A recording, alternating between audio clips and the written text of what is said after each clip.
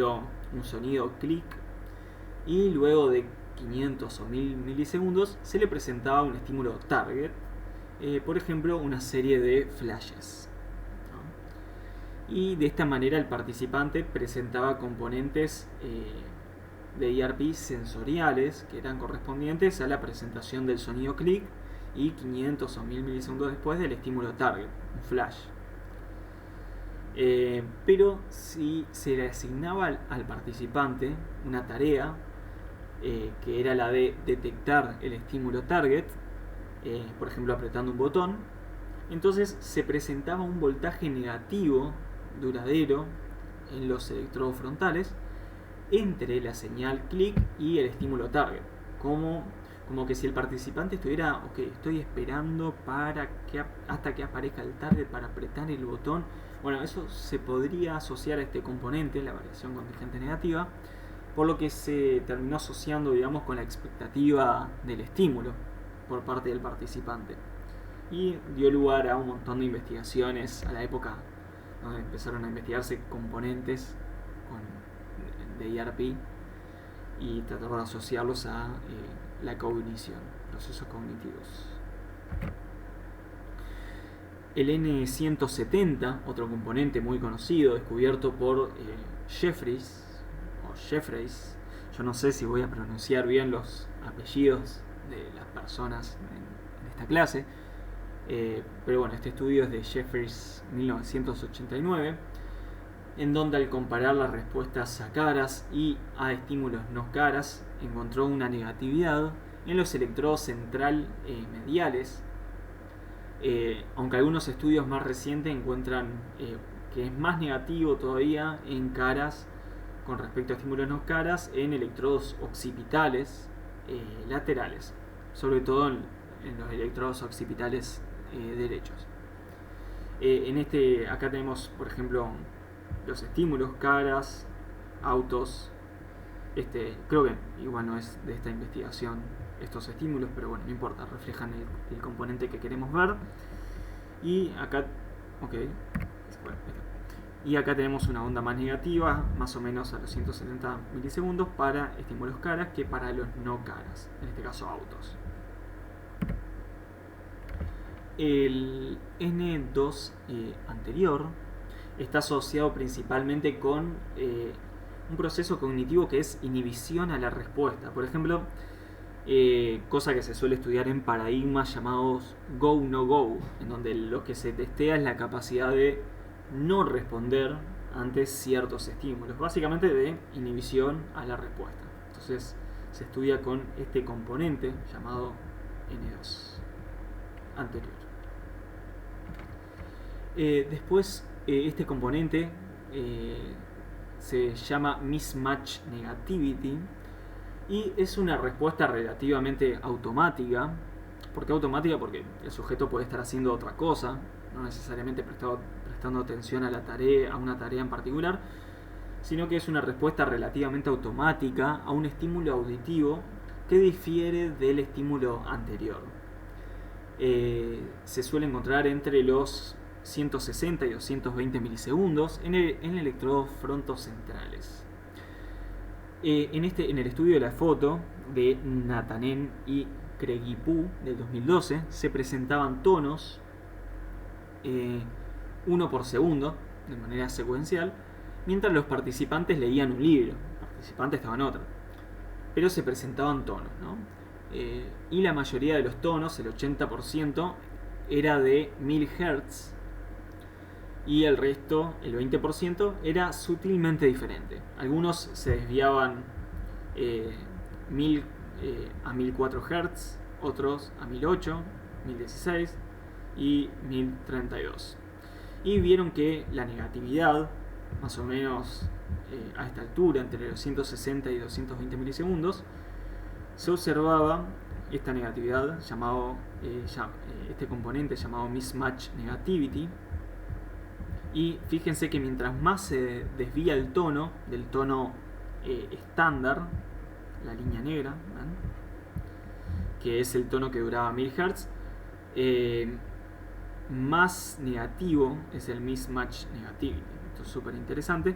Y fíjense que como lo presentan acá de este lado, es la resta entre el sonido estándar, el que duraba 1000 Hz, y el sonido desviado, ¿no?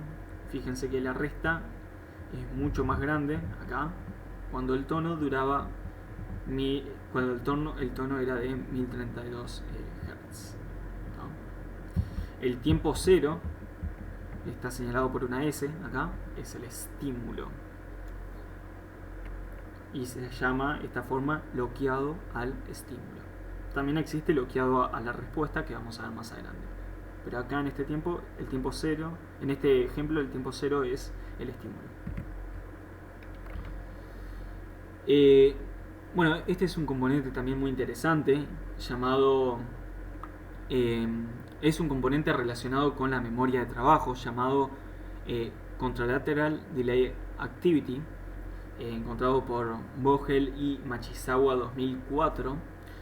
En el procedimiento de la tarea se muestra en la parte A, aquí, y empezaba con una cruz de fijación y la flecha indicaba qué lado debía ser recordado y qué lado debía ser ignorado, ¿no? El lado contrario debía ser ignorado.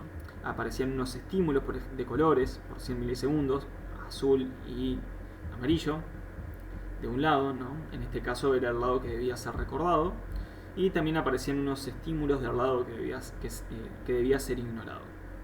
Y después había un intervalo de 900 milisegundos, y después se evaluaba y el sujeto tenía que recordar lo que había visto y responder si uno de los estímulos del lado que había que recordar había cambiado de color. El gráfico B muestra el registro de electrodos posteriores que se ubicaban en el lado contralateral o ipsilateral, están los dos, al lado que había que recordar. Contralateral es del lado contrario, en el hemisferio contrario. Ipsilateral es del el mismo hemisferio del lado que había que recordar. Y se observa un voltaje más negativo sobre el hemisferio contralateral que en el ipsilateral, desde los 200 milisegundos aproximadamente, después de la presentación de los estímulos, a presentar que bueno, los estímulos, el tiempo cero acá también está bloqueado a los estímulos, o sea, acá es el momento de presentación de los estímulos, y más o menos a partir de los 200 milisegundos aparece una negatividad más marcada en el hemisferio contralateral con respecto al ipsilateral. Bueno, y esto también es muy interesante por lo que muestra en el gráfico C, que se muestra que la amplitud del componente Contralateral Delay Activity está muy relacionado a la capacidad de la memoria de trabajo. En este caso, el promedio era de 3 elementos, lo que podía recordar una persona. Y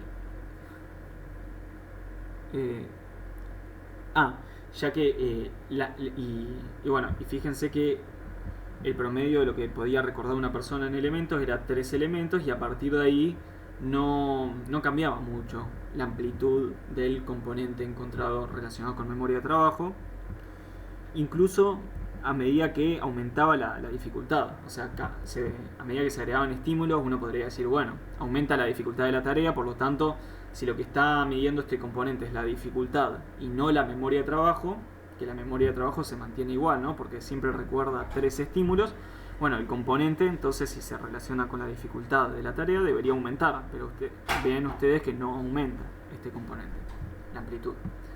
Y acá en la figura D muestra que hay una correlación lineal positiva, o sea, a medida que incrementa la amplitud del componente, también incrementa la capacidad de la memoria de la persona. Por lo tanto, es súper interesante porque estaría reflejando que este componente refleja la capacidad de la memoria individual de la persona. La memoria de trabajo era el componente anterior.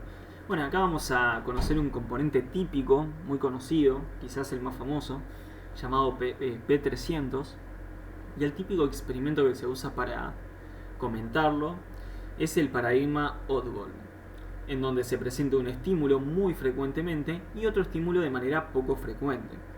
Imaginemos en un ejemplo en donde presentamos en la pantalla de manera secuencial un 80% de X, o sea, presentamos X, pasa un tiempo, presentamos otra X, pasa un tiempo, se presenta otra X, y así, pero cada tanto aparece una O, ¿no? Más o menos se distribuyen de esta manera, un 80% X y un 20% estímulos O. Y el estímulo O sería el estímulo poco frecuente o el estímulo raro. Y lo que se puede ver es un componente llamado P300, que es una positividad que es más grande para el estímulo poco frecuente con respecto al estímulo muy frecuente. Esto se ve acá. Este sería el promedio para las X, que es el estímulo frecuente. Más o menos a los 300 milisegundos aparecería una amplitud bastante grande, pero es más grande aún en el promedio de la señal para el estímulo O. Fíjense, el P300 es de mucha mayor amplitud que el estímulo frecuente, ¿no? Como que la persona parecería que se sorprende al estímulo, cuando aparece el estímulo. Y fíjense que esta señal... Fíjense que esta imagen está buena porque sería la señal cruda del electroencefalograma, pero también acá nos marca cuando aparece el estímulo, en este caso X, X, O, X, X, y fíjense que lo que hace acá para sacar este promedio es recortar unas ventanas de cada vez que aparece el estímulo, de cada vez que aparece el estímulo un segundo más, por ejemplo, y promedia todo eso y de ahí saca el promedio para las X y el promedio para las O, y ahí encuentra esto. Obviamente se hacen otras cosas antes, ¿no? Se filtran, se corrigen artefactos, etc. No se sabe qué es exactamente lo que refleja el P300, aunque tiene un montón de investigación encima, pero se lo ha asociado fuertemente con la aparición de un estímulo poco probable según las categorías definidas por la tarea. ¿Qué quiere decir esto? Bueno, si presentamos, por ejemplo, un 80% de nombres que generalmente usan las mujeres y un 20% de nombres que generalmente usan los hombres, y cada nombre se presenta en la pantalla una sola vez, ¿no? Entonces todos tienen la misma probabilidad de aparecer, ya que cada nombre se presenta una sola vez. Por lo tanto, no habría una diferencia a los 300 milisegundos entre nombres que usualmente usan los hombres y los que usualmente usan las mujeres. Pero si la tarea es categorizar nombres que usualmente usan los hombres y los nombres que usualmente usan las mujeres, vamos a ver un gran P300 cuando aparecen los nombres que usualmente usan los hombres, porque se presentaron nada más un 20% de las veces, y esa es la categoría poco frecuente, por más de que cada nombre tenía la misma probabilidad de ser presentado. Y después, siguiendo con este componente, también es interesante que hay muchos estudios que lo han investigado en relación a la esquizofrenia. ¿Y por qué lo menciono? Porque la amplitud del pico del P300 que produce el estímulo poco frecuente se ve reducida en pacientes con esquizofrenia con respecto a controles, ¿no? Este efecto ha demostrado ser bastante estable y confiable, lo que lo ubica como posible biomarcador. ¿Se acuerdan que habíamos dicho que también el P300 podía servir como un biomarcador? Ahora vamos a hablar de otro componente que en este caso se lo ha asociado al lenguaje, el N400, que es una onda negativa, más o menos a los 400 milisegundos, sobre electrodos centrales y parietales. Típicamente se lo asocia con incongruencias semánticas. Por ejemplo, la primera oración, esta de acá, si se va presentando una palabra